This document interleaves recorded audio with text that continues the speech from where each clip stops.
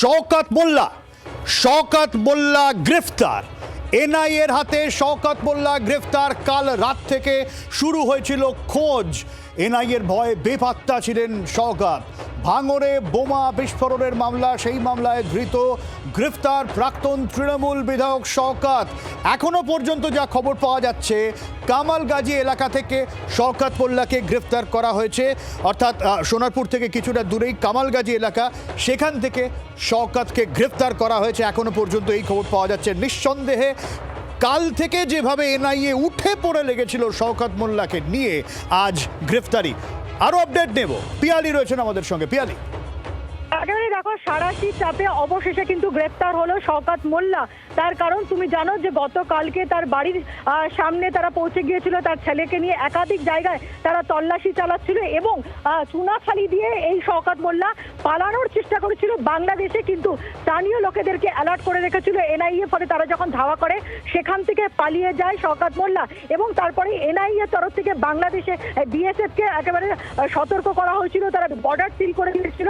এরপরে আজকে দুপুরের যে গতিবিধি, শওকত মোল্লার সাকরেতরা তারা এনআইএর যে আলিপুরের যে ফোর্স সেখানে পৌঁছেছিল, এনআইএর একাধিক অফিসার সেখানে পৌঁছে গিয়ে তারা তাদেরকে নজরবন্দি করে ফেলে। একজন যে গতকালকে চুনাখালীতে তাকে বাইকে করে নিয়ে গেছিল, সেই ব্যক্তিকেও কিন্তু আটক করে নেওয়া হয়। এরপরেই কিন্তু শওকত মোল্লার তরফ থেকে, শওকত মোল্লার যারা ঘনিষ্ঠ মহল তাদের তরফ থেকে জানানো হতে শুরু করে যে তিনি ধরা দিতে, তিনি আত্মসমর্পণ করতে চলেছেন। কিন্তু তার আগেই কিন্তু এনআইএর অফিসাররা, তাহলে কি পিয়ালি এটা কি ধরবো, আত্মসমর্পণ না গ্রেফতার?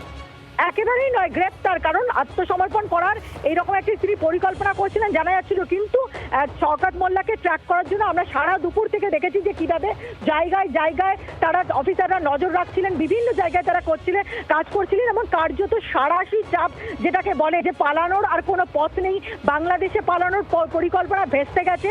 এবং তার সঙ্গে সঙ্গে কলকাতা শহরে আজকে সকালে দুপুরবেলা থেকে আলিপুর কোর্টে গিয়েও তিনি পরিকল্পনা করছিলেন যে কিভাবে কোনোভাবে অ্যান্টিসিপেটরি বেল নেওয়া যায় কিনা। তার পরিবারের সদস্যরা গিয়েছিলেন এবং যে ব্যক্তি চুনাখালীতে তাকে বাইকে করে নিয়ে গেছিল তাকেও আলিপুর কোর্ট থেকে তুলে নেয় এনআইএ জিজ্ঞাসাবাদের জন্য। এবং এরপরেই কিন্তু এনআইএ এর অফিসাররা তারা ট্র্যাক করছিলেন যে কোন জায়গায় রয়েছে এই শওকত মোল্লা। তারপরেই কিন্তু এনআইএ এর অফিসারদের টিম তাকে কামালগাজী থেকে গ্রেফতার করা হয়েছে। তো একেবারে দেখো, কিছুক্ষণ আগে এনআইএর অফিসারদের টিম একেবারে যে যখন এইদিকে কলকাতার দিকে রওনা দিয়েছিল, তার গাড়ি মুভমেন্ট হচ্ছিল, সেখান থেকেই তাকে গ্রেফতার করা হয়েছে। আর কিছুক্ষণের মধ্যেই তাকে কিন্তু এনআইএ যে অফিস রয়েছে নিউ টাউনে, সেখানে তারা নিয়ে আসবেন। অবশ্যই এটা বড়সড় সাফল্য। তার মানে পিয়ালি টেকনিক্যালি যেটা দাঁড়াচ্ছে যে, দেখো, কালকে আমরা দিনভর খোঁজ করছিলাম কোথায় শওকত মোল্লা। খবর আসলো যে বাংলাদেশের বিদ্যাধরী নদী পেরিয়ে একটা পালানোর ছক ছিল। তারপরে যখন কামালগাজীতে শওকত মোল্লাকে অ্যারেস্ট করা হলো, তাহলে কোথাও গিয়ে হয়তো তুমি যেটা বলছিলে যে শওকত মোল্লা হয়তো আবার ব্যাক করছিলেন যে না, সারেন্ডার করে দিই, তাই তো? দেখো, শওকত মোল্লার যে মহল, সেখান থেকে বেশ কিছু জনকে জানানো হয়েছিল যে তিনি আত্মসমর্পণ করতে চলেছেন। কিন্তু যতক্ষণ না পর্যন্ত যে শওকত মোল্লা তিনি গতকালকে তার বাড়ি থেকে যখন এনআইএ পৌঁছালো তিনি পালিয়ে গেলেন এবং তারপরে আবার হচ্ছে নদী পার করে বাংলাদেশে পালানোর ছক ছিল। ফলে খুব স্বাভাবিকভাবে কোনো তদন্তকারী অফিসাররাই তারা যতক্ষণ না পর্যন্ত কোনো অপরাধীকে ধরছেন, তা কে কখন এসে অফিসে ধরা দেবে তার জন্য তারা বসে থাকেন না। তারা, আমরা দেখেছি দুপুরবেলা থেকে লাগাতার ভাবে ট্র্যাক করছিলেন। আলিপুর কোর্টে আমি নিজে উপস্থিত ছিলাম, আমরা দেখেছিলাম যে কিভাবে তারা পুরো এলাকাটাকে নজরবন্দি করেছিলেন, তার সাকরেতদেরকে নজরে রাখছিলেন। আলিপুর কোর্ট থেকে শামসুলকে তুলে নিয়েছিল। এরপরে কিভাবে কোথায় তার মুভমেন্ট হচ্ছিল তারা জানার চেষ্টা করছিলেন। তারপরেই কিন্তু শওকত মোল্লাকে বললাম যেটা, যে কার্যত ঘেরাবন্দি করে ফেলেছিল এবং শওকত মোল্লা অবশেষে এনআইএর জালে ধরা পড়েছে। একদমই পিয়ালি, সঙ্গে থাকো। এবং পিয়ালি, আরেকটু তোমার কাছে ডিটেল জানতে চাইবো, ঠিক কোন মামলায় শওকত মোল্লাকে গ্রেফতার করা হলো, একটু যদি দর্শকদের জানো। দেখো, 19শে মার্চ দক্ষিণ বামুনিয়াতে একটা বিস্ফোরণের ঘটনা ঘটে এবং যেটা জানা যায় যে সেখানে বোমা বাঁধা হচ্ছিল এবং বোমা বাঁধার ফলে বিস্ফোরণ হয়, একজনের মৃত্যু হয়।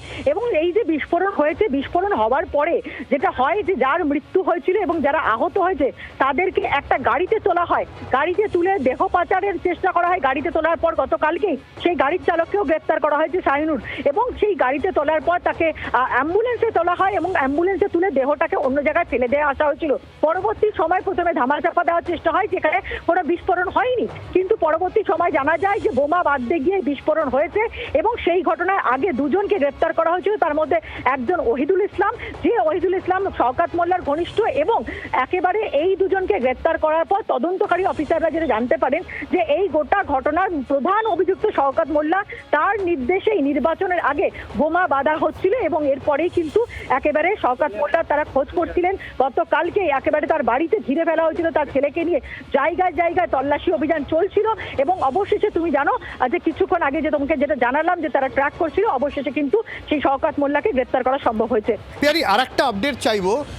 গতকাল এরকম একটা হাওয়া ছড়িয়ে গিয়েছিল যখন শওকত মোল্লার ছেলেকে নিয়ে বিভিন্ন জায়গায় যাওয়া হচ্ছিল যে শওকত মোল্লার ছেলে আটক না গ্রেফতার, নাকি তাকে শুধু জিজ্ঞাসাবাদ করে ছেড়ে দেওয়া হয়, তাকে নিয়ে কোনো আপডেট আছে? না দেখো, শওকত মোল্লার ছেলে গতকালকে যখন তদন্তকারী অফিসাররা বাড়িতে গেলেন তাকে পেলেন না।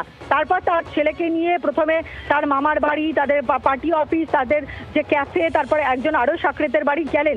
তারপরে আরও একটি ডেরা বারুইপুরে, যেটা শওকত মোল্লার ডেরা, সেখানেও তারা গিয়েছিলেন এবং তার মধ্যেই কিন্তু প্রথমে একেবারে তার বাড়ির যে পেছনের রাস্তা তার আগেই বেরিয়ে গেছিল এবং সেখান থেকে দুটো বাইকে চেপে শওকত মোল্লা কিন্তু ততক্ষণে বিদ্যাধরী নদীর দিকে, চুনাখালীর দিকে রওনা দিয়েছিল এবং এই যখন এনআইএর অফিসাররা তার ছেলেকে নিয়ে ঘুরছে ততক্ষণে কিন্তু তার পরিকল্পনা ছিল সে বাংলাদেশের দিকে চলে যাবে।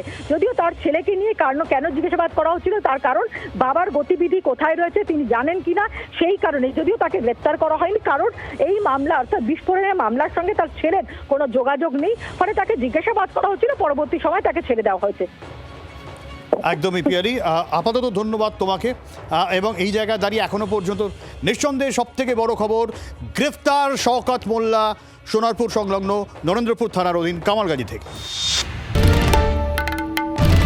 বাংলার আওয়াজ, বাঙালির আবেগ, জি 24 ঘন্টা।